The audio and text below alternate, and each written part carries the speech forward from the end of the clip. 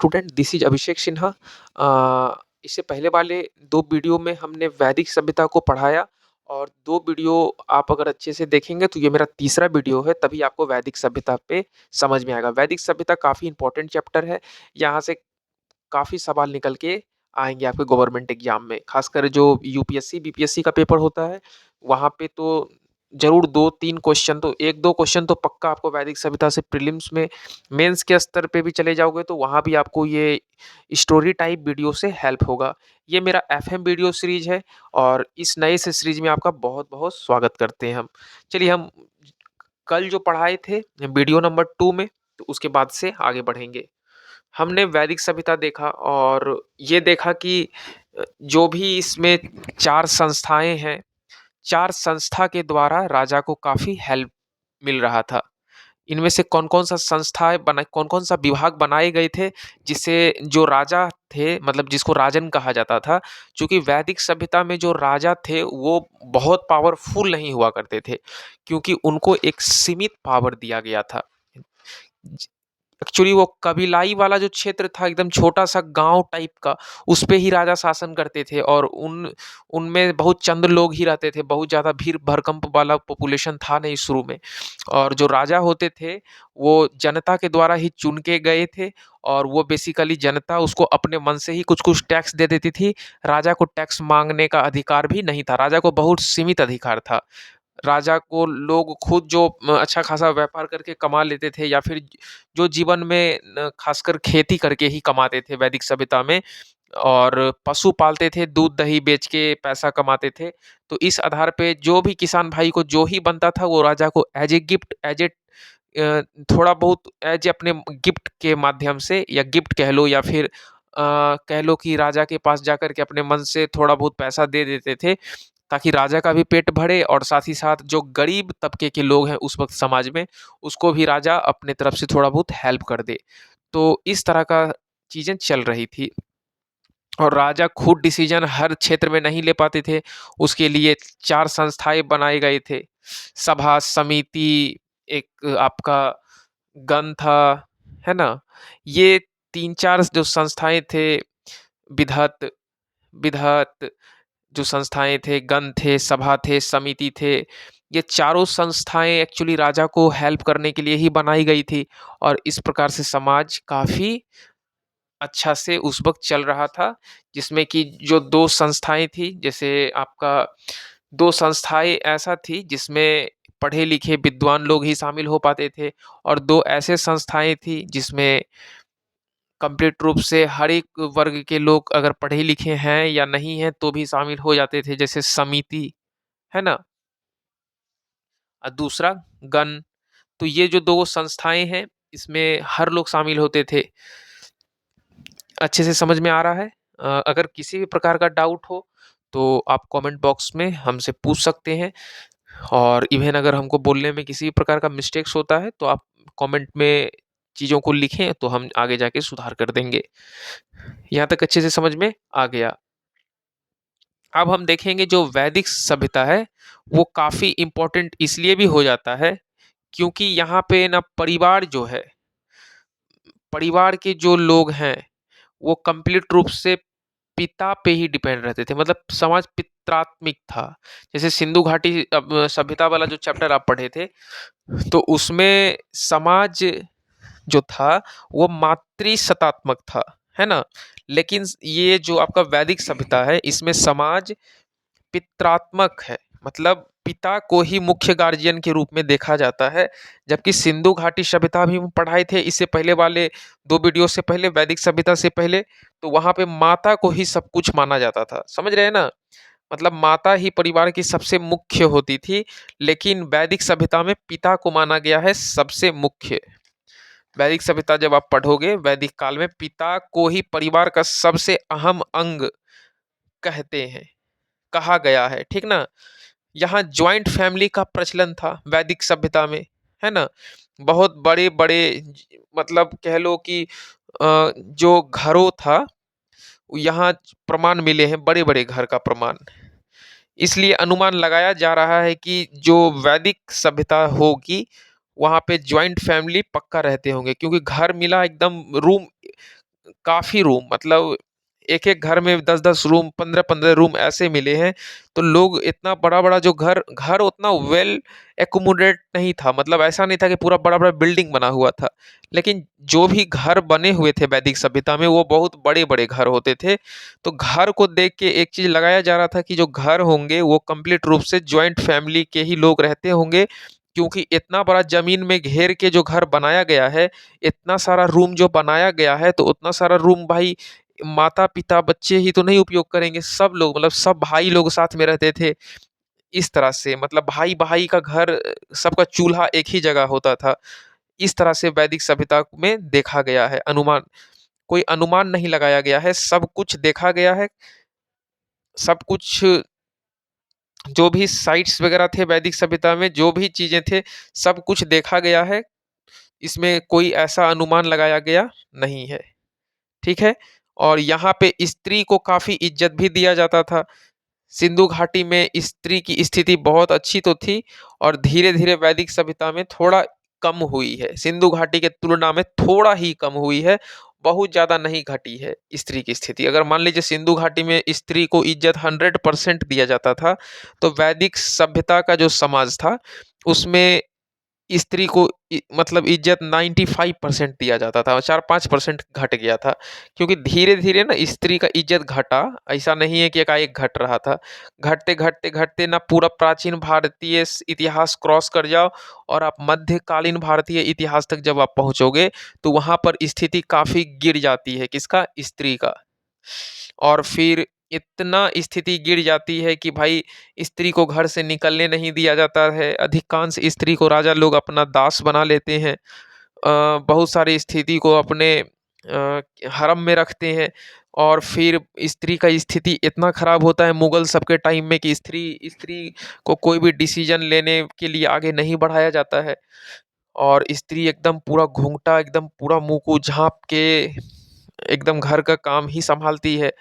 हाँ, अलग बात है कि जोधा सब थोड़ा बहुत हरम दल में थी, तो वो सब जोधा हो गई या फिर और भी महामानगा, ये सब आप मुगल में देखे होंगे।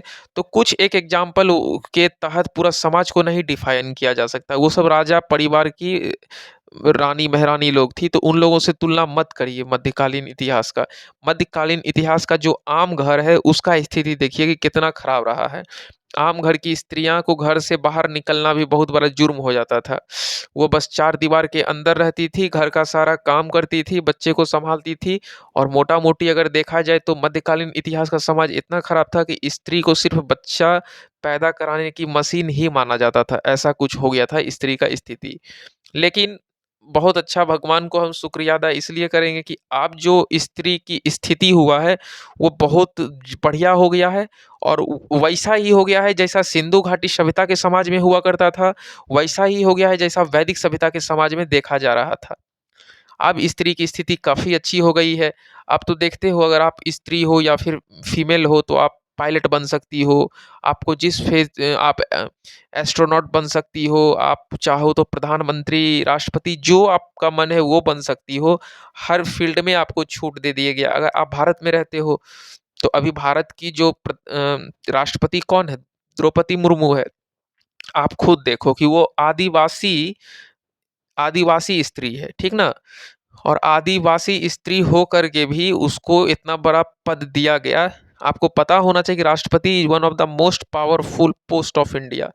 बहुत ज़्यादा पावर होता है राष्ट्रपति के पास, और उतना पावरफुल पद पे कौन पहुँच गई? राष्ट्रपति पहुँच गई। इंदिरा गांधी भी रही है प्रधानमंत्री। तो इंदिरा गांधी भी कितना पावरफुल थी, वो भी लड़की थी। आज बड़े-बड़े आईएएस अधिकारी सब बहुत सारी लड़की बनती है। तो अब समाज में लड़की को फुल छूट दिया गया है। वो इंजीनियर रह सकती है, वो डॉक्टर बन सकती है, वो पायलट बन सकती है, वो बैंकर्स बन सकती है, जो चाहे वो बने। लड़की को हर तरह का छूट है। वो हीरोइन बन सकती है ना? वो जैसा कपड़ा पहनना चाहे वैसा पहन सकती है। हमारे भारत में किसी भी प्रकार का कोई ऑब्स्टिकल नहीं है, खासकर हमारे भारत में। अब दूसरे देश का हम ठिका नहीं लिए हैं, लेकिन हमारे भारत में जो आज 2024 है ना, और आज 2024 में जो हमारे भारत में महिला की जो स्थिति है, वो बहुत ज़्यादा बेटर है। कब से? आज से 100, 200, 300 साल पहले से, क्योंकि जब अंग्रेज लोग भारत में थे तो उस वक़्त भी हमारे जो भारतीय महिला थी उसकी स्थिति बहुत अच्छी नहीं थी।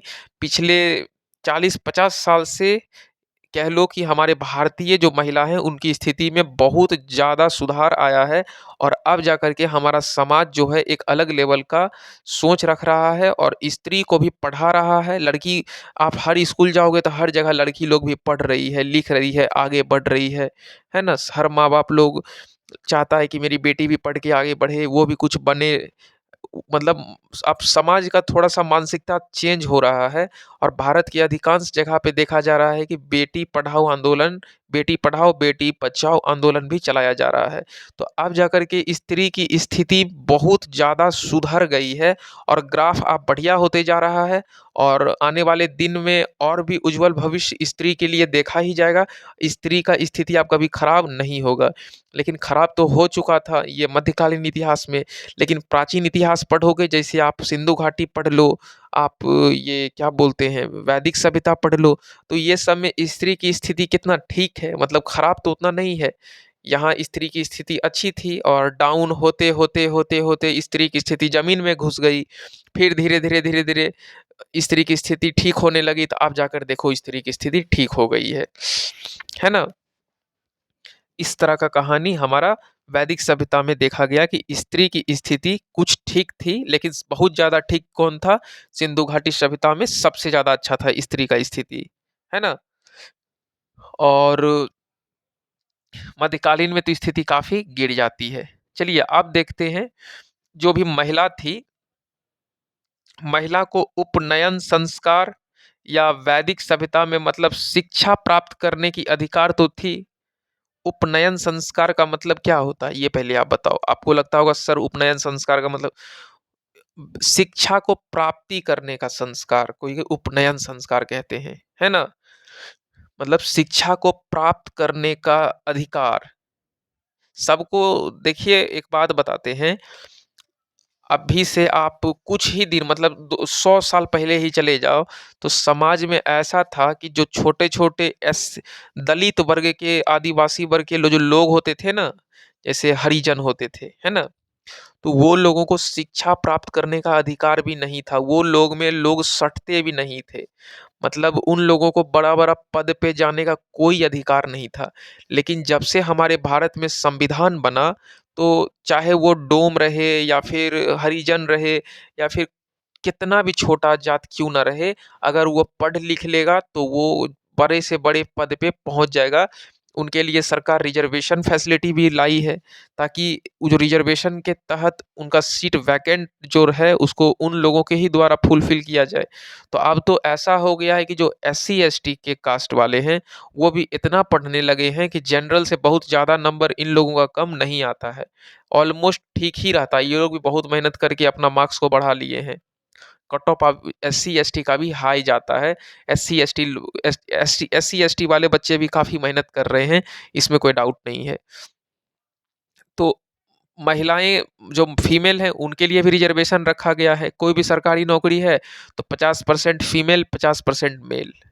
इस तरह से कहानी हो गया है। अगर 100 सीट का वैकेंसी है, तो 50 सीट फीमेल के लिए बुक, 50 सीट मेल मतलब पुरुष के लिए बुक हो जाता है। तो समझ लीजिए कि 50 सीट में पूरा पुरुष, मतलब पुरुष आज भारतीय समाज में पुरुष को थोड़ा-सा ज़्यादा संख्या में मतलब पढ़ाई-लिखाई में रुचि दिलाया जा रहा है, क्योंकि बहुत सारी लड़की नहीं भी पढ़ती है, उन लोगों को घर का काम करना ही पसंद रहता है। बहुत सारी लड़की को पढ़ाई-लिखाई करना पसंद रहता है, तो लड़की को 2 अपॉर्च्युनिटी दिया जाता है कि आप या तो पढ़ के ऑफ़िसर बन जाओ, अपना जॉब ले लो, इंडिपेंडेंट हो जाओ, या फिर आप शादी कर लो एक अच्छे लायक लड़का से, तो आपका ज़िंदगी सफल है।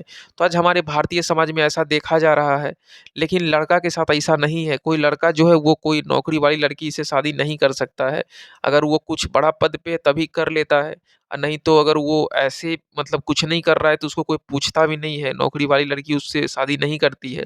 तो समाज में थोड़ा-सा ये चीज़ को ठीक करना बहुत ज़रूरी है आज हमारे भारतीय समाज में, कि अगर लड़की नौकरी करती है तो अगर वो चाहे तो वो मतलब बेरोज़गार लड़का से शादी कर सकती है, क्योंकि वो खुद कमा रही है। ऐसा होना चाहिए मेरे अकॉर्डिंग। अब ऐसा होता एक्चुअली है नहीं, लोगों को इज़्ज़त पे पड़ जाता है कि भाई अगर हम चलो एसडीओ हैं, तो हम क्यों किसी बेरोज़गार लड़का से शादी करें? लड़की के लिए थोड़ा ईगो पे पड़ता है, लेकिन हमारे भारतीय समाज के लड़के के लिए ऐसा कोई ईगो, ऐसा कुछ नहीं, वो बस यही जानना चाहता है कि वो मेरे घर को सँभाल लेगी, है ना? माँ-बाप का सेवा कर देगी, बस यही बहुत है। तो ख़ैर ये सब तो ख़ैर अपना पर्सनली मैटर होता है, इस विषय पे हम कुछ नहीं बोल पाएँगे। लेकिन आज हमारे समाज में कुछ ऐसा ही चल रहा है, ऐसा ट्रेंड बना हुआ है। लेकिन हाँ, अब शिक्षा प्राप्त करने का जो पूरा हक है वो महिला को दिया जा रहा है। वो पढ़ सकती है, वो भी हवा में उड़ सकती है, वो भी बन सकती है, उसको कोई रोक-टोक नहीं है। स्त्री को भी काफ़ी मतलब छूट दिया गया है, आप कर सकती हो। भारत का संविधान इतना बढ़िया बना है कि उसमें बाबा साहेब अम्बेडकर मतलब और भी बहुत अलग-अलग लेवल के लोग आए और सब लोग मिल कर के हमारे संविधान को एक बहुत बढ़िया बनाए हैं, जिसमें कि किसी भी प्रकार का किसी भी लोगों को कोई तकलीफ ना पहुँचे। हर लोगों के लिए उस संविधान में हर तरह का बात सोचा गया है और सोच-विचार के ही चीज़ों को लिखा गया है और समय-समय पर जो भी ठीक नहीं लगती है, तो उसमें थोड़ा बहुत संशोधन भी किया जाता है, कुछ नया जोड़ा भी जाता है ना? और बहुत सारा चीज़ तो ऑलरेडी उसमें है ही, संविधान हमारा बहुत अच्छा है। इवन भारतीय संविधान का आज पूरे विश्व में बहुत अच्छा नाम है, मतलब यहाँ लोग खुल के जी पाते हैं भारत में। और भी आप दूसरे कंट्री में जाओगे ना तो उतना बाबू जी नहीं पाओगे, मतलब बहुत ज़्यादा रिस्ट्रिक्शंस है। मतलब आप सऊदी अरब चले जाओ या फिर आपको हम और भी बहुत सारा कंट्री है, नॉर्थ कोरिया चले जाओ, बहुत डिसिप्लिन है उधर भी। है ना?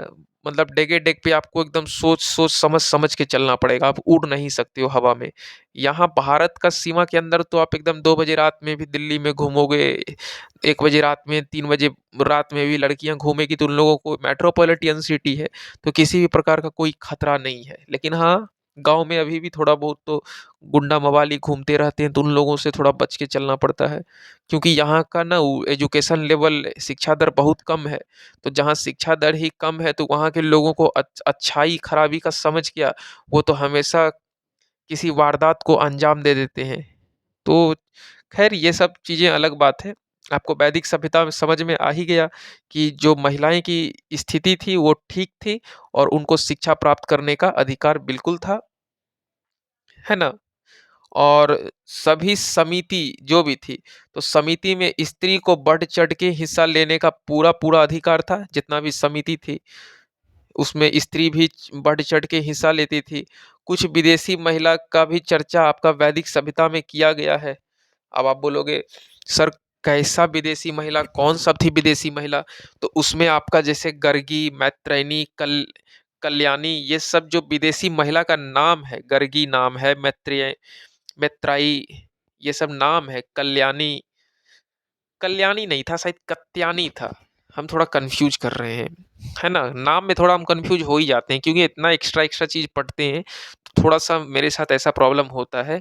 लेकिन आप वैदिक सभ्यता जब पढ़ोगे तो उसमें जो भी महिलाएँ थी, तो गर्गी थी, मैत्रेयी थी, कत्यानी थी, ये कुछ ऐसी महिलाएँ थी जो विदेशी परिवार से बिलॉन्ग करती थी, जो वैदिक सभ्यता में रहती थी, है ना? ये सब विदेश मतलब विदेशी परिवार से ताल्लुकात रखती थी, बिलॉन्ग करती थी। मतलब विदेश से उठ के इंडिया आई थी, अब पढ़ने के लिए आई थी वैदिक सभ्यता में कि क्या करने आई थी, लेकिन ये सब बहुत पढ़ी-लिखी थी, है ना? और जो मतलब आप कह लो कि ये जो यहाँ पे थोड़ा-सा कन्फ्यूज़ मत होना, जो आपका ये सब जो महिलाएँ हैं, ये विदुषी परिवार, है ना? मतलब इनका जो शिक्षा है वो अच्छी खासी अलग लेवल की हुई थी और यहाँ पे जो भी संपत्ति के अभाव के कारण मतलब दहेज प्रथा का प्रचलन नहीं था, क्योंकि संपत्ति तो था ही नहीं वैदिक सभ्यता में। सब लोग समतावादी समाज था ना भाई, सब लोगों के पास उधर ठीक कर रहे हैं ना, मतलब जो आपका यहाँ पे एक चीज़ थोड़ा-सा जो आपका वैदिक सभ्यता बताई ना अभी, जैसे कुछ महिलाएँ हैं, गर्गी हैं, मैत्रेयी है या फिर कत्यानी है, ये कुछ ऐसी महिलाएँ थी जो विदुषी परिवार से बिलॉन्ग करती थी। कौन-सा ये क्वेश्चन आ सकता है, कौन-सा परिवार से? विदुषी परिवार से बिलॉन्ग करती थी, विदुषी महिलाएँ थी, है ना?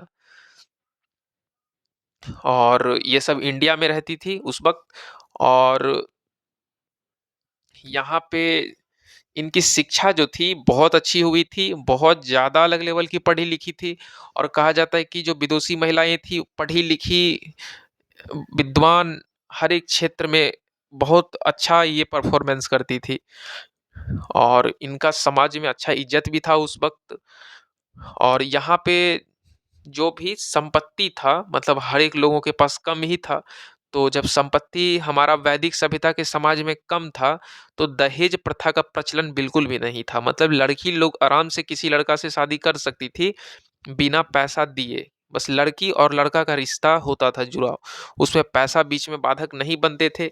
यदि उनके पिताजी समर्थ होते थे, तो वो खुद भोज-भात कर देते थे थोड़ा बहुत। लेकिन वैसा तिलक जो है ना आज की डेट में ना तिलक का लिस्ट चल गया है कि आप दैनिक भास्कर का एक आर्टिकल में पढ़ा था, उसमें तिलक का रेट फिक्स किया गया है। अगर आप आईएएस अधिकारी हो तो 80 लाख, आप पीसीएस हो तो 50 लाख, बैंक हो तो 20 लाख, तो चपरासी हो तो कम से कम 5 लाख रुपया। तो समझ लो कि ये जो आपका दहेज का जो लिस्ट तय किया गया आज हमारे समाज में, ये सब कितना बुराई चीज़ है। तिलक हो गया, ये सब जो जो हो गया, आज हमारा समाज कितना खराब हो गया है कि भाई जिनके पिता लोग ज़्यादा पैसा वाले हैं, तो वो उठा-उठा के देते हैं और लड़का को एक इनडायरेक्टली रूप से खरीद ही लेते हैं। मतलब खरीदना ही हो गया ना, 80 लाख में आईएएस बिक रहा है, 20 लाख में बैंकर्स बिक रहा है, 50 लाख फेंक दो तो आपका वो पीसीएस ऑफिसर आ जाएगा। आप अगर 40 लाख रुपया का बजट है तो इंजीनियर आ जाएगा। तो ये सब क्या है? ये सब माँ-बाप को भी शर्म लगना चाहिए कि अपने-अपने बेटे को वो बेच रहे हैं। बिल्कुल ये सब नहीं होना चाहिए और पिता अगर अपनी बेटी को वो एज़ ए गिफ्ट के रूप में जो भी देना चाहते हैं वो अलग बात है कि जेवर दे दें, साड़ी दे दें, तो वो अलग बात है। लेकिन जो कैश चलता है ना कि भाई हमको 51 लाख रुपया और प्लस एक फॉर्च्यूनर दीजिए, जो पिता लड़का का पिता माँगते हैं, मतलब लड़की वाले से, तो कहीं न कहीं ये काफ़ी शर्म वाली बात है। बहुत मतलब क्या ही बोलें समाज इस चीज़ को फ़ील ही नहीं कर पा रही है कि कितना ये मतलब बेहुदा वाली बात हो गई कि भाई 51 लाख रुपया प्लस एक फॉर्च्यूनर दीजिए या जो भी है 10 लाख रुपया कैश दे दीजिए, 20 लाख रुपया दे दीजिए। तो कहीं न कहीं अति बेहुदा वाली ये बात हो गई है। इस चीज़ को हमारा पढ़े-लिखे समाज भी मतलब समझ नहीं पा रहे हैं।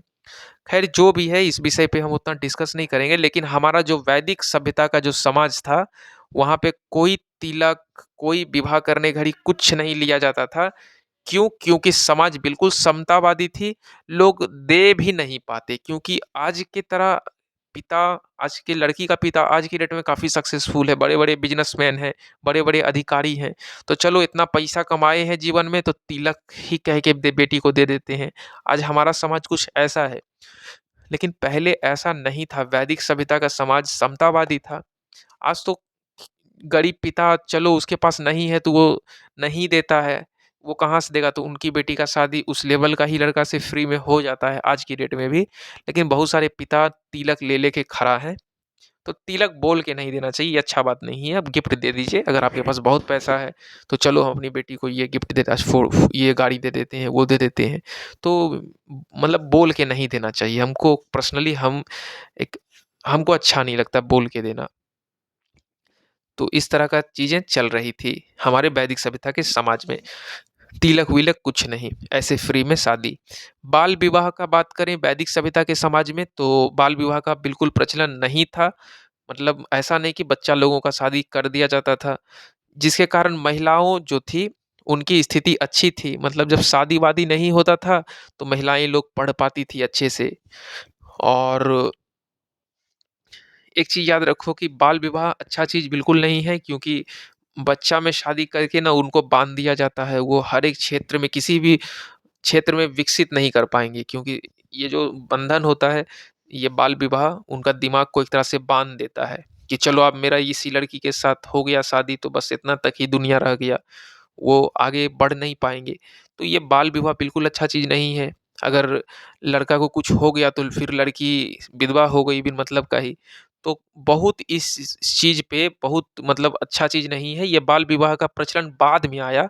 वैदिक सभ्यता के समाज में कोई बाल विवाह वगैरह नहीं होता था और महिलाएँ की स्थिति वैदिक सभ्यता में अच्छा था। अच्छा नहीं, बहुत अच्छा कह लो आज भी अच्छा है, लेकिन जो हमारा मध्यकालीन इतिहास आप पढ़ोगे तो उसमें स्थिति डाउन हुआ था बीच में। लेकिन फिर जाकर के अब जाकर के महिलाएँ की स्थिति अभी भी खैर समाज में बहुत ठीक नहीं हुई है। बहुत सारे ऐसे घराने की महिलाएँ हैं, लड़कियाँ हैं, जिनको एजुकेशन भी नहीं दिया जाता है प्रॉपर रूप से, उनका कम एज में शादी कर दिया जाता है और ख़ासकर वो अपने जो बेटे हैं उसको पढ़ाते-लिखाते हैं। आज की डेट में भी बहुत जगह ऐसा देखा जा रहा है, लेकिन इस पे सरकार बहुत स्कीम काम कर रही है। बेटी पढ़ाओ, बेटी बचाओ, इस तरह का कई स्कीम चला रही है ना? तो आज की डेट में भी बेटी लोग पढ़ के आगे बढ़ रही है और बेटी को पढ़ने का अधिकार पेरेंट्स अब धीरे-धीरे देने लगे हैं और आशा करते हैं कि आने वाले 50 वर्ष में सब लोग गार्जियन लोग जो भी हैं पेरेंट्स लोग का पूरा मानसिक रूप से चेंज हो जाएँगे और लड़का-लड़की सब बराबर और सब लोग पढ़ेंगे और सब लोग आगे बढ़ेंगे, इसमें कोई दिक्कत नहीं होगी। थोड़ा-सा पढ़ाने-लिखाने वाले बात में होता है कि मतलब आपका आर्थिक स्थिति अगर अच्छा है तो उस घर का बेटी-बेटा सब पढ़ लेता है।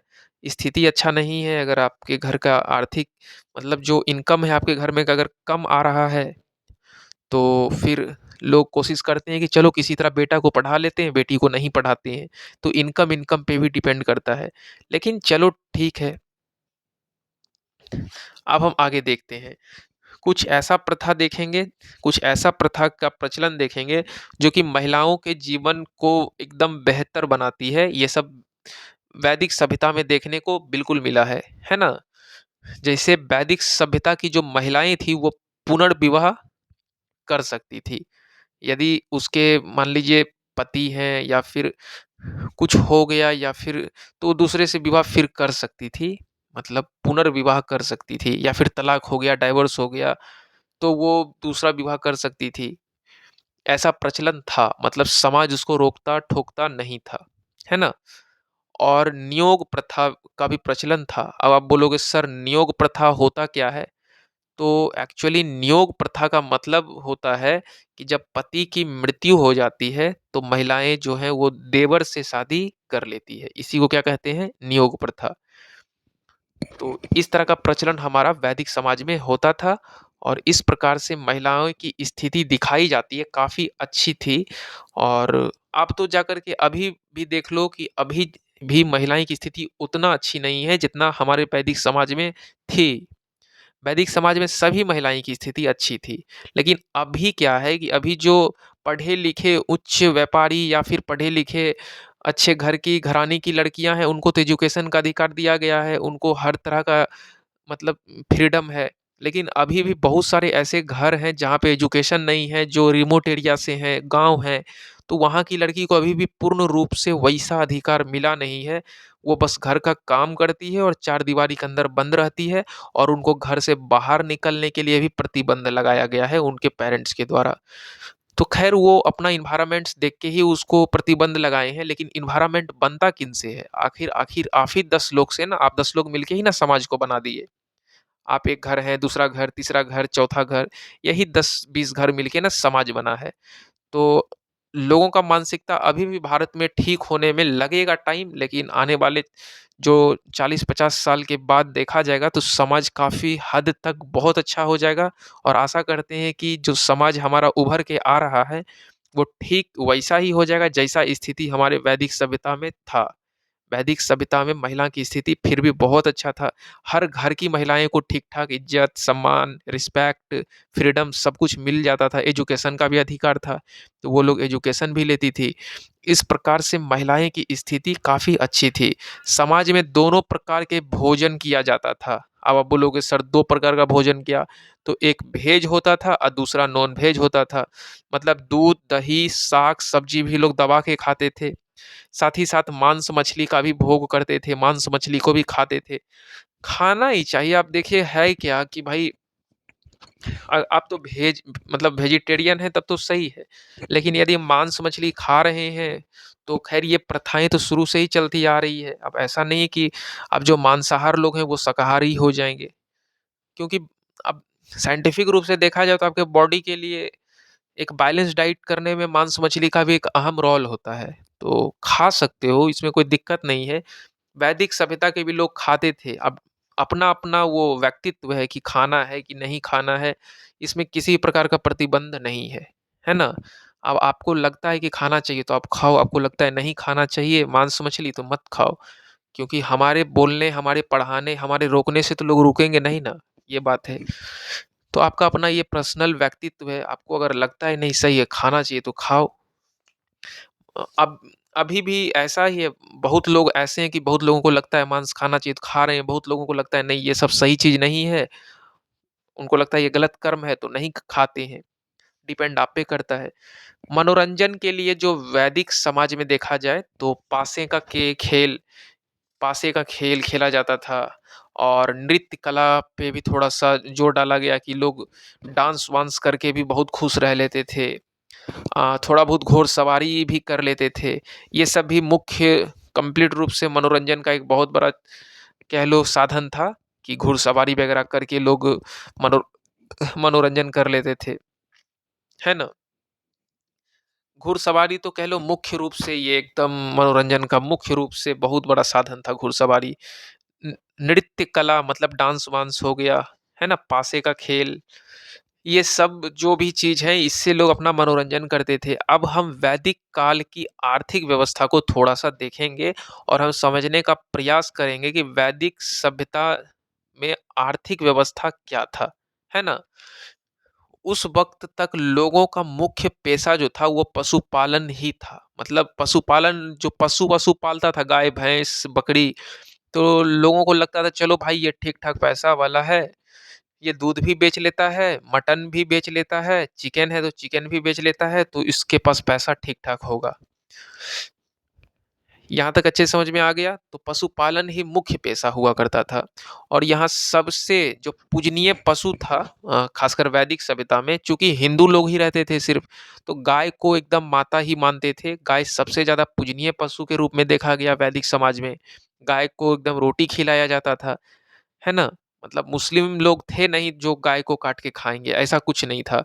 वैदिक समाज एकदम स्वच्छ, साफ-सुथरा एकदम था, उसमें हिंदू धर्म के ही अधिकांश लोग थे और वो गाय को एकदम बहुत पूजनीय मानते थे, माता के रूप में मानते थे और यदि आप वेद का अध्ययन करोगे, तो जो भी मंत्र वगैरह वेद में लिखा गया है, उसमें बहुत अधिक बार गाय गाय गाय को लेकर के बहुत अधिक बार मंत्र में उच्चारण किया गया है। इससे एक चीज़ समझ में आ जाता है कि गाय का काफ़ी इज़्ज़त था उस वक़्त समाज में और गाय को अधनिया कहा जाता था। क्या कहा जाता था? अधनिया। यहाँ से भी क्वेश्चन आएगा। गाय को क्या कहा जाता था? अधनिया और गाय की हत्या करना पाप के समान था। चूँकि गाय को काफ़ी जो है ना लोग अपना माँ मानते थे, इससे हमको दूध मिलता था, गाय से काफ़ी लाभ मिलता था। दूध मिलता था तो लोग बूढ़ा जो थे वो भी दूध खा के अपना शरीर को मजबूत करते थे। जो बच्चे लोग थे वो गाय का दूध पीते थे। कहा जाता था गाय का और माय का मतलब माँ का, ये दोनों का दूध ऑलमोस्ट समान होता है। तो गाय को लोग एकदम अपनी माँ की तरह ही मानते थे, पूजते थे, गाय का पूजा करते थे वैदिक सभ्यता में समाज के लोग। तो काफ़ी अच्छा स्थिति था। चीज़ें अच्छे से समझ में आ रहा है? कोई डाउट नहीं? आपको किसी भी प्रकार का थोड़ा बहुत भी डाउट होता है तो फ़ील फ्री आप हमसे कमेंट करके पूछ सकते हैं। सामने तो है नहीं जो आपको हम बताएँगे लेकिन यदि आप कमेंट करेंगे तो प्रॉमिस आपको हम हेल्प करेंगे। और गाय का जो प्रयोग है वो ऋग्वेद में लगभग 176 बार किया गया है। 176 कितना बार? ऋग्वेद में जो गाय का मंत्र के द्वारा उच्चारण किया गया है ना?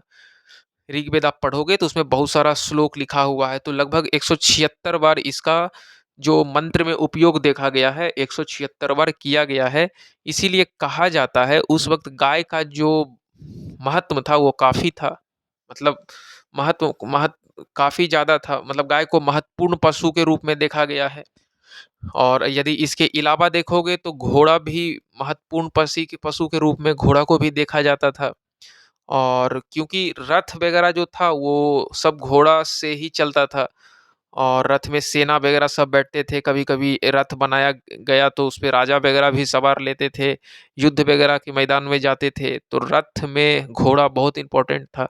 तो घोड़ा का भी जो महत्व है वो वैदिक समाज में काफ़ी ज़्यादा है, लेकिन गाय का बहुत ज़्यादा है। क्यों? क्योंकि इसका मंत्र के द्वारा 176 बार उच्चारण किया गया है, 176। ओके। और सेना में घोड़ा शामिल होता था तो घोड़ा का भी महत्व है ही। इस प्रकार से घोड़ा जो है दूसरा सबसे महत्वपूर्ण जो था वो जानवर था वैदिक समाज का। जो कबीलाई जीवन होता था वहाँ के लोग घोड़ा का काफ़ी उपयोग करते थे। और जब दो लोगों के बीच में लड़ाई होती थी तो वहाँ जो है गाय के लिए ही लड़ते थे या फिर घोड़ा के लिए लड़ाई हो जाती थी। लोग एक दूसरे से क्या जीतना चाहता था? अब आप बोलोगे ज़मीन जीतना चाहता था चंद्रगुप्त मौर्य, या फिर आप कह लो बाबर अकबर की तरह ज़मीन जीतना चाहता था, एरिया जीतना चाहता था। नहीं भाई, एरिया-उरिया जीतना नहीं चाहता था। उस वक़्त ना बहुत ज़मीन खाली ही था, खेते-खेत था। शहर-वहर थोड़े था, ना दिल्ली था, ना पटना था, ना कलकत्ता था, ना रांची था, ना लंदन था, कुछ नहीं था। पूरा का पूरा ज़मीन भारत के अंदर खाली था।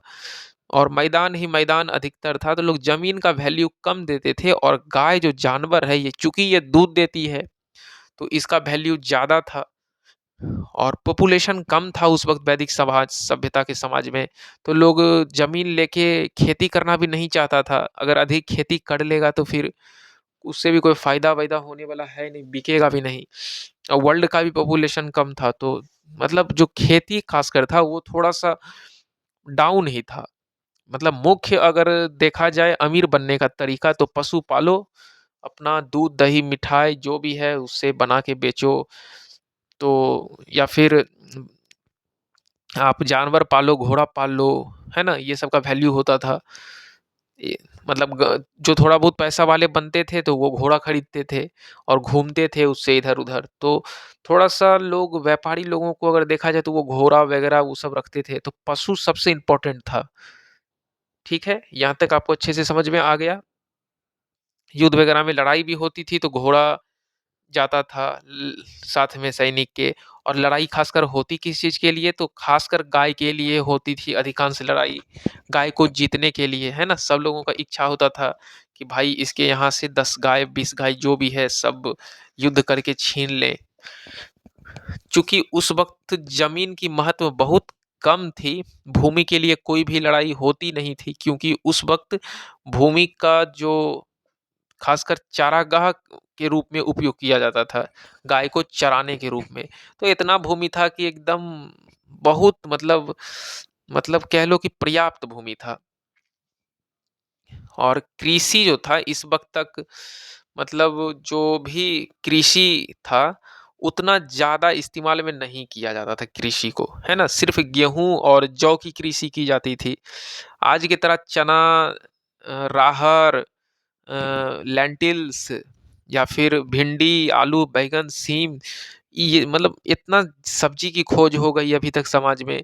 इतना सारा आपका अनाज का खोज हो गया कि तिल का खेती, बाजरा का खेती, ज्वार का खेती, सभी तरह का दाल का खेती, चावल का खेती, गेहूँ का खेती, चना का खेती। अभी का समाज थोड़ा-सा अलग है बाबू, उससे तुलना मत करो कि आपका वैदिक सभ्यता। वैदिक सभ्यता का जो समाज था, उसमें सिर्फ़ गेहूँ कह लो, जौ कह लो, इस तरह का ही अनाज को उगाया जाता था। सभी दाल का तो मतलब इन्वेंशन हुआ मिला ही नहीं था। सब जंगली माना जाता था वो सब चीज़ों को। है ना?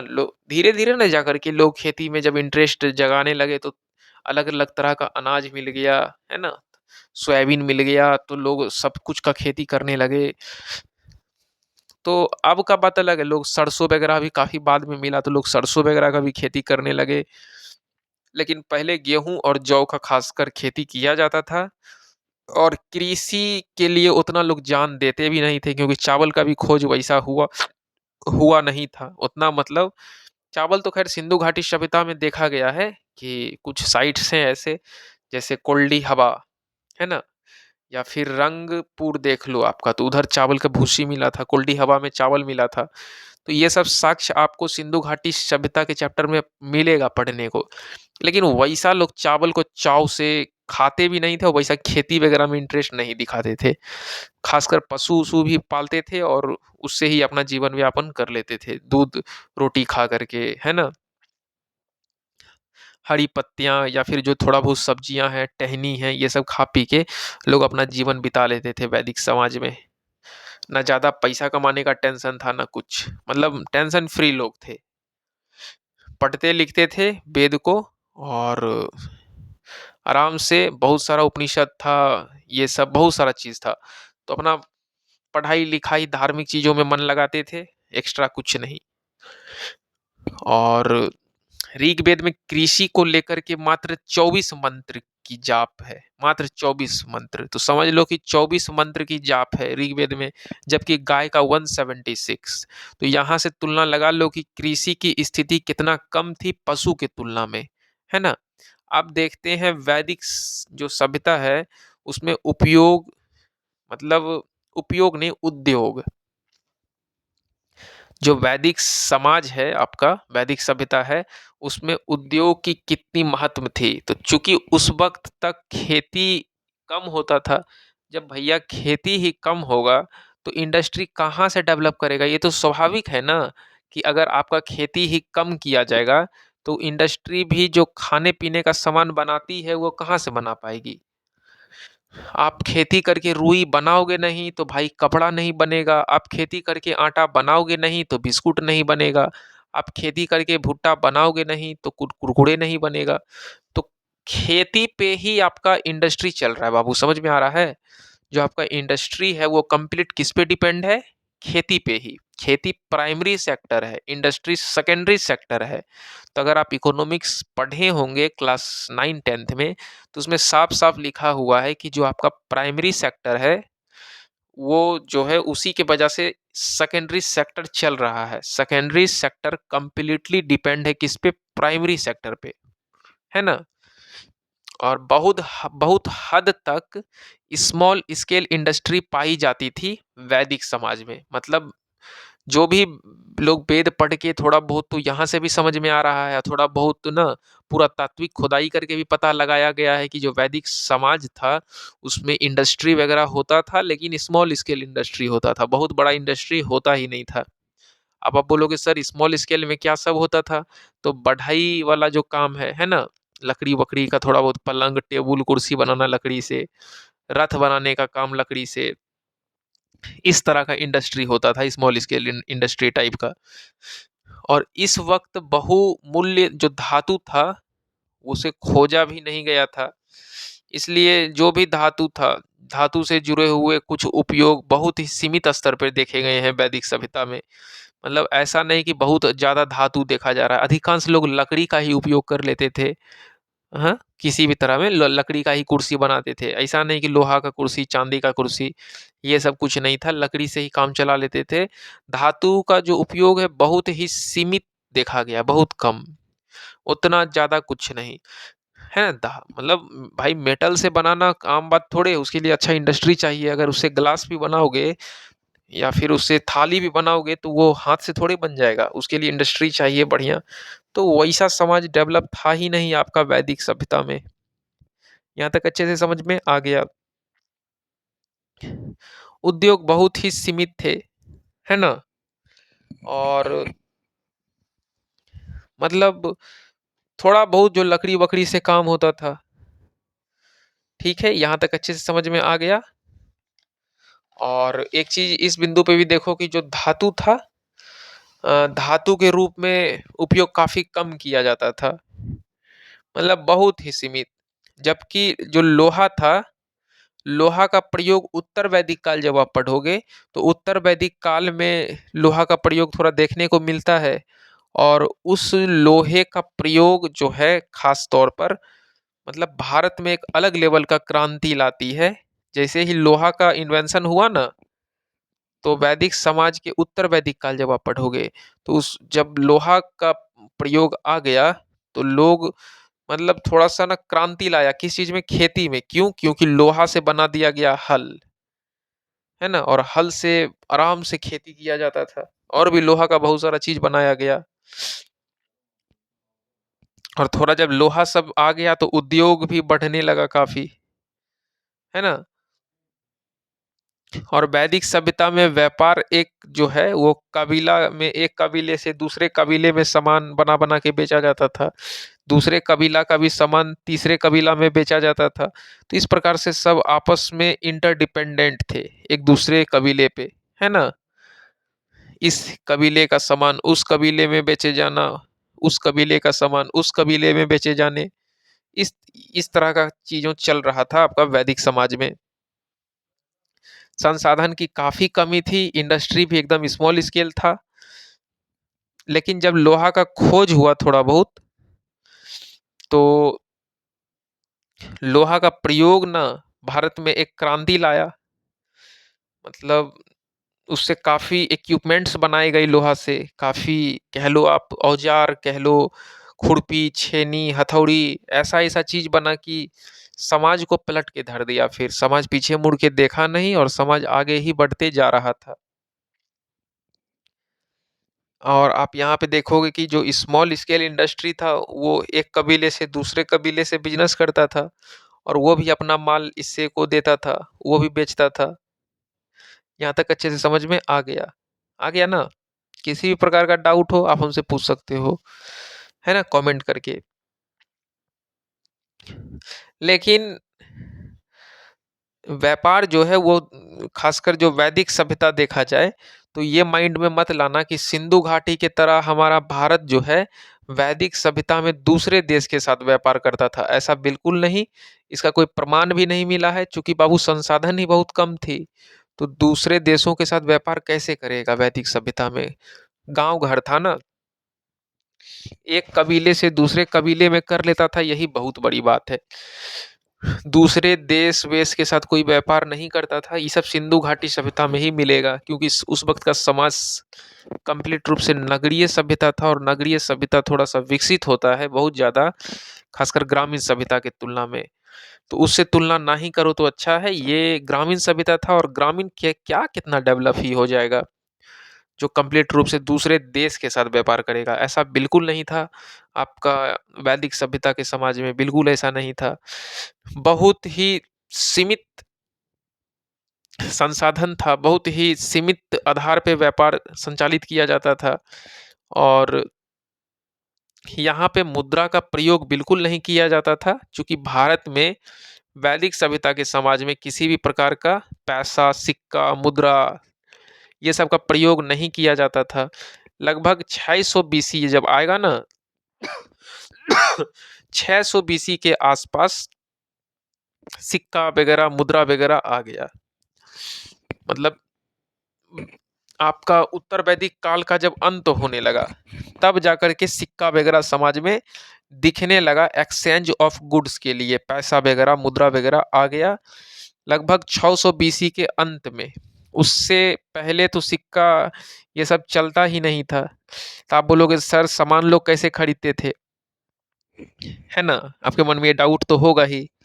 तो समाज में उस वक़्त मतलब 600 बीसी के पहले समाज जो था वैदिक सभ्यता का, सिंधु घाटी का बाबू हम बात नहीं कर रहे हैं, सिंधु घाटी में सिक्का था, पैसा था, है ना?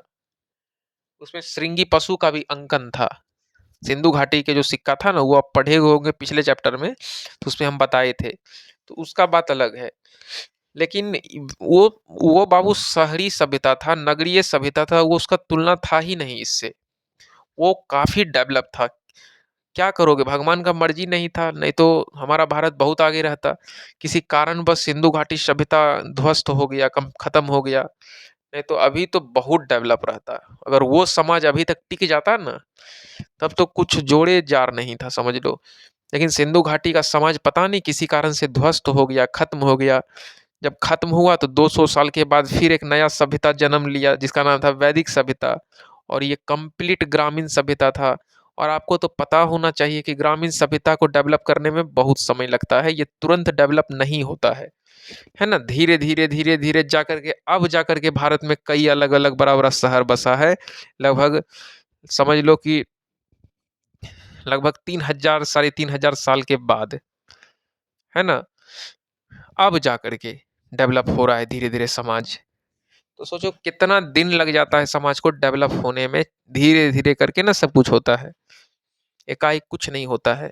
तो सिंधु घाटी भी धीरे-धीरे ही डेवलप हुआ होगा, लेकिन चरम सीमा पे आकर के वो कंप्लीट रूप से ध्वस्त हो गया।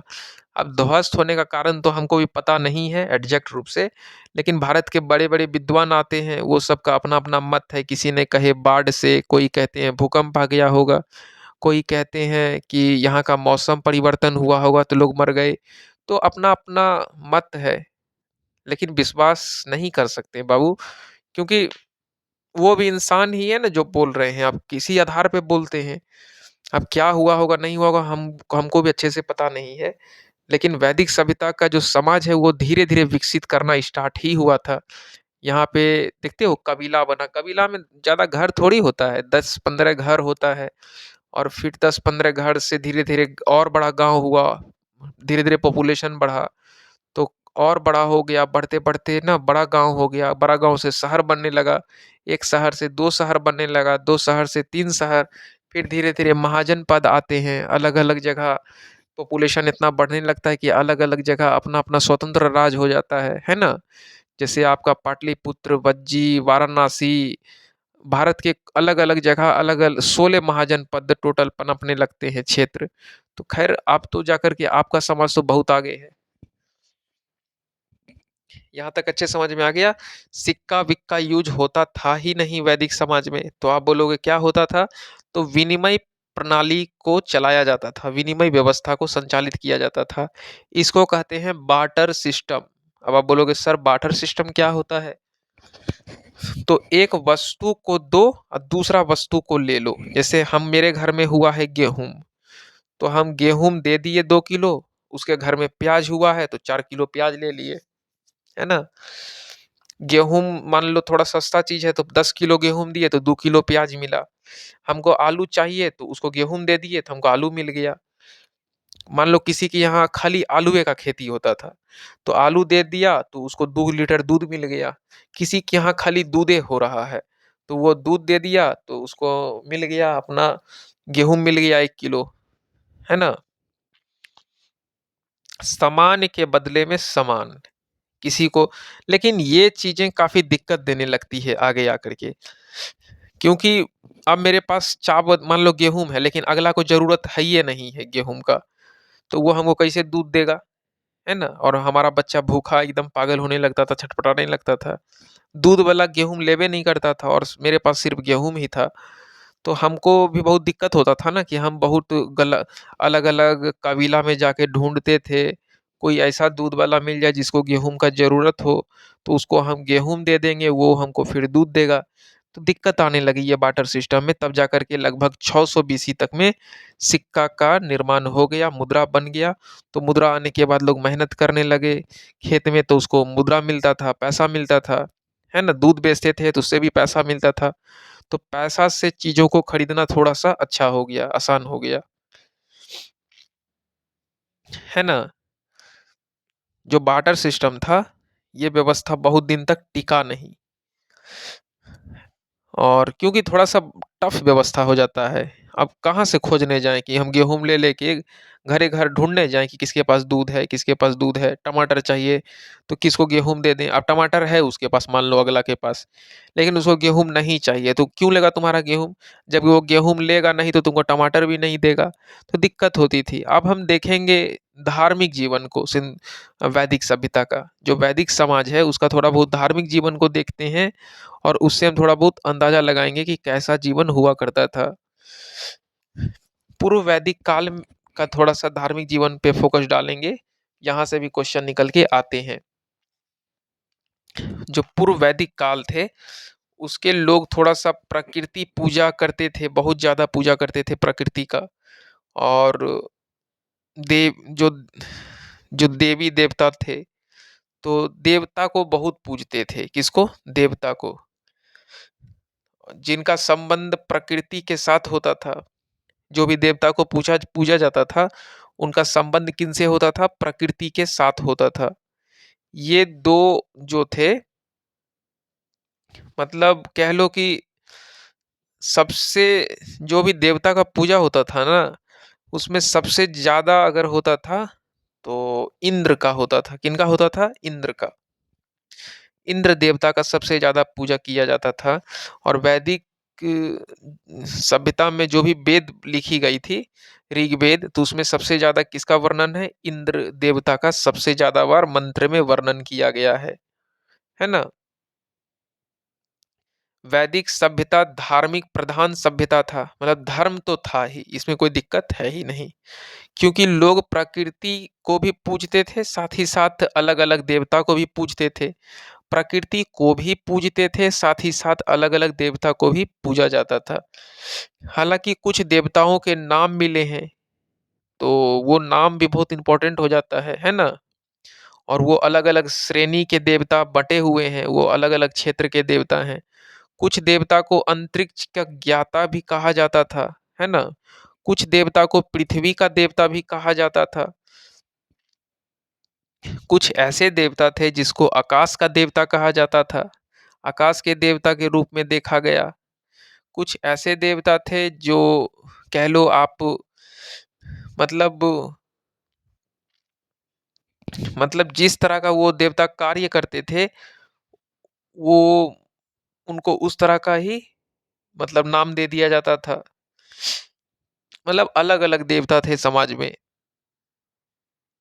और जो भी अलग-अलग देवता थे, सबकी अलग-अलग मान्यताएँ थी। कोई अंतरिक्ष की देवता थे, तो अंतरिक्ष के देवता के रूप में इंद्र को देखा गया, है ना? मारुत, रुद्र, वायु, कोई वायु के देवता थे, कोई पृथ्वी के देवता थे, कोई अग्नि के देवता थे, कोई सोम देवता थे, कोई वनस्पति के देवता थे। तो काफ़ी अलग-अलग तरह के देवता होते थे वैदिक समाज में, और सभी देवता को पूजा जाता था काफ़ी इज्जत से। अब आकाश के देवता को देखते हैं। जैसे आकाश के देवता कौन थे? किसको माना गया है? आकाश, अंतरिक्ष, समझ रहे हो ना? तो इंद्र को, इनका वर्णन बहुत बार है आपका ऋग्वेद में, बहुत ज़्यादा बार इंद्र का वर्णन सबसे अधिक बार है। सोम देवता का भी वर्णन बहुत बार है। सूर्य देवता का भी वर्णन है, वरुण देवता का भी वर्णन है ऋग्वेद में।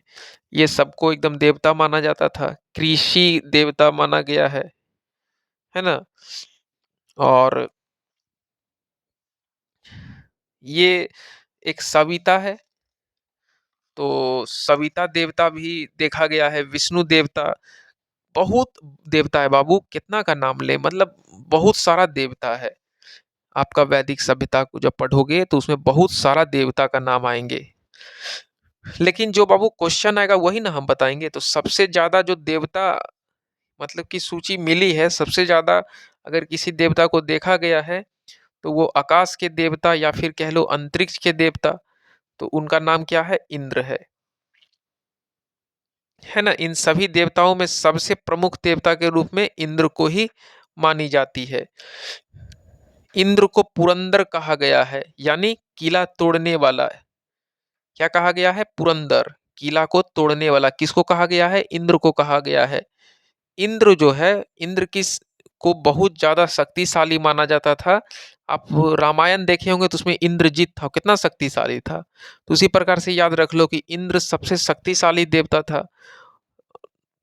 शक्ति के देवता के रूप में इंद्र को देखा जाता था वैदिक समाज में, वैदिक सभ्यता में। और दूसरा शक्तिशाली देवता जो थे, वो किला तोड़ने के रूप में कहा गया है। और इनकी सबसे बड़ी विशेषता यही थी कि ऋग्वेद में इंद्र को लेकर के लगभग 250 श्लोक लिखे गए हैं। बाप रे बाप, बहुत ज्यादा होता है 250 श्लोक। किसमें? ऋग्वेद में इंद्र के इंद्र को लेकर के 250 श्लोक, 250 बार इसका वर्णन मंत्र के द्वारा किया गया है ऋग्वेद में। सबसे महत्वपूर्ण देवता पूर्व वैदिक काल में कौन था? इंद्र ही था, है ना? इंद्र को ही माना जाता था। अब देखते हैं अग्नि देवता। कौन सा देवता? अग्नि देवता। अग्नि देवता को दूसरे सबसे महत्वपूर्ण देवता के रूप में देखा जाता था वैदिक समाज में, वैदिक सभ्यता में। अग्नि देवता जो था, अग्नि देवता को मध्यस्थ देवता के रूप में देखा जाता था। अब आप बोलोगे सर ये मध्यस्थ क्या होता है ना? मतलब भगवान और इंसान के बीच का ये अग्नि मीडिएटर हुआ करता था, कनेक्शन, मतलब भगवान और इंसान को जोड़ने का काम किया करता था। इंसान आग के द्वारा भगवान से बात करना चाहता था, भगवान को अपना मन्नत आग के द्वारा पहुंचाना चाहता था। तो आग का जो अग्नि देवता उसको मीडिएटर के रूप में, मतलब आग ही भगवान से इंसान को कनेक्ट करता था। ऐसा कहा जाता है कि यदि किसी भी चीज को समर्पित किया जाता है ना, तो वह चीज भगवान तक पहुंचा देता है। कौन? अग्नि। अग्नि को अगर अग्नि में कोई भी चीज को भस्म कर दोगे, जला दोगे, अग्नि को कुछ भी समर्पित कर दोगे अग्नि में, तो लोगों का मानना था कि हवन के माध्यम से अग्नि में कोई भी चीज डाल दोगे वो भगवान तक पहुंच ही जाता है। अग्नि जो है वो इंसान को भगवान से जोड़ता है। इस तरह का भावना वैदिक समाज वाले रखते थे, वैदिक सभ्यता वाले लोग, कि भगवान को अगर जोड़ा जाता है इंसान से या फिर इंसान को भगवान से, तो एक बहुत बड़ा मीडिएटर के रूप में कौन काम कर रहा है? अग्नि देवता। तो इंद्र आकाश का देवता, अग्नि दूसरा महत्वपूर्ण देवता था। अग्नि जो बात है इंसान का वो पहुंचा देता था भगवान तक, और इसी कारण उन्हें मध्यस्थ देवता भी कहा जाता है। मध्यस्थ का मतलब मीडिएटर। इसी अग्नि देवता के संबंध में जो ऋग्वेद है उसमें लगभग 200 श्लोक लिखे गए हैं, 200 मंत्र लिखे गए हैं अग्नि देवता के भी विषय में। कितना मंत्र लिखे गए हैं? 200 श्लोक लगभग लिखे गए हैं अग्नि देवता के भी विषय में। और आप बोलोगे सर तीसरा प्रमुख देवता कौन था? तो वरुण देवता था तीसरा सबसे प्रमुख। अब आप बोलोगे वरुण देवता, हाँ जी, वरुण देवता तीसरा सबसे प्रमुख देवता था। इन्हें वर्षा या समुद्र की देवता कहा जाता था। इन वरुण को क्या कहा जाता था? वर्षा या फिर समुद्र का देवता कहा जाता था।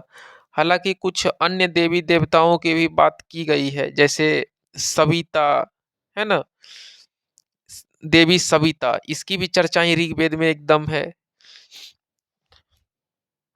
सविता देवी मतलब देवी सविता जो है उनकी भी चर्चा ऋग्वेद में है, काफी बार है, काफी चर्चा की गई है ऋग्वेद के अंदर।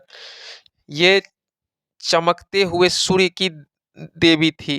चमकते हुए सूर्य की क्या थी? देवी थी। देवी सविता को क्या कहा जाता है? चमकते हुए सूर्य की देवी। चलिए थोड़ा सा हम रिवाइज करते हैं। सबसे ज्यादा इंद्र देवता, फिर कौन सा देवता बताओ? इंद्र देवता है, वरुण देवता है, और कौन देवता है? जो आग वाला देवता है उनको कौन सा देवता कहा जाता था जो मध्यस्थ थे? आप कमेंट करोगे यहाँ से, तब हम समझेंगे आपको याद रहता है चीजें। हम्म, करो, कमेंट करो, थोड़ा बहुत हम जानना चाहते हैं कि जो मध्यस्थ कौन सा देवता? अग्नि देवता है ना। कितना बच्चा वाला क्वेश्चन पूछे। इंद्र के बाद अग्नि देवता, अग्नि देवता के बाद वरुण देवता, है ना। वरुण देवता को क्या कहा जाता था? वर्षा या फिर समुद्र का देवता, है ना। वरुण देवता के बाद आपका देवी सविता का भी नाम आएगा। तो देवी सविता का भी काफी इज्जत था ऋग्वेद में, काफी बार इसको लेकर भी मंत्र दिया गया था। ये क्या थी? तो चमकते हुए सूर्य की देवी थी। इसके संबंध में गायत्री मंत्र में लिखा गया है कि जो देवी सविता से मतलब संबंधित है वो सूर्य को संबंधित है ना। जो देवी सविता से संबंधित है, जो सूर्य से संबंधित है, उसकी चर्चा ऋग्वेद के तीसरे मंडल में आपको मिल जाएगी, है ना। उगते हुए सूर्य के रूप में मित्र को माना गया है। ठीक है, तो देखिए मेरा वीडियो लगभग 1 घंटा 4 मिनट का हो गया है। तो ऐसा ना लगे कि आपको टॉपिक बोरिंग लगने लगे। हमने देवता की बातें स्टार्ट करा कि कौन कौन सा देवता है, तो इंद्र देवता है ना, जो अंतरिक्ष के देवता माना गया है। आपका अग्नि देवता है, आपका वरुण देवता हैं, देवी सविता है, चमकते हुए सूर्य की देवी। तो जो भी चीज़ें अभी तक हमने डिस्कस किया है, इन सभी चीज़ों को एक नया वीडियो लाएँगे 1 घंटा का और, तो उस विषय उसमें डिस्कस करेंगे और हमको लगता है कि 1-2 वीडियो के बाद ये आपका वैदिक सभ्यता समाप्त हो जाएगा। आपको मेरा वीडियो कैसा लगा? वीडियो नंबर 3 आप हमें कमेंट में बताइए और आप मेरा वीडियो को 1.5 की स्पीड से सुनिए या फिर 1.75 की स्पीड से, तभी अच्छा लगेगा सुनने में, नहीं तो थोड़ा-सा बोर हो जाइएगा क्योंकि हमारा वीडियो 1-1 घंटा से ऊपर का जाता है क्योंकि हम सब कुछ खोल-खोल के, तोड़-तोड़ के बताना चाहते हैं। तो वीडियो को प्लीज़ मिस मत करिए, एक-एक पॉइंट को सुनिए, आपको पूरा समझ में आएगा और प्रीलिम्स के साथ-साथ आपका मेंस में भी काफ़ी काम आने वाला है ये वीडियो। चलिए, वीडियो देखने के लिए बहुत-बहुत धन्यवाद और आप मेरे चैनल को सब्सक्राइब करिए, शेयर करिए, इसके लिए हम आपका बहुत ज़्यादा आभारी होंगे। चलिए, बहुत-बहुत धन्यवाद वीडियो देखने के लिए।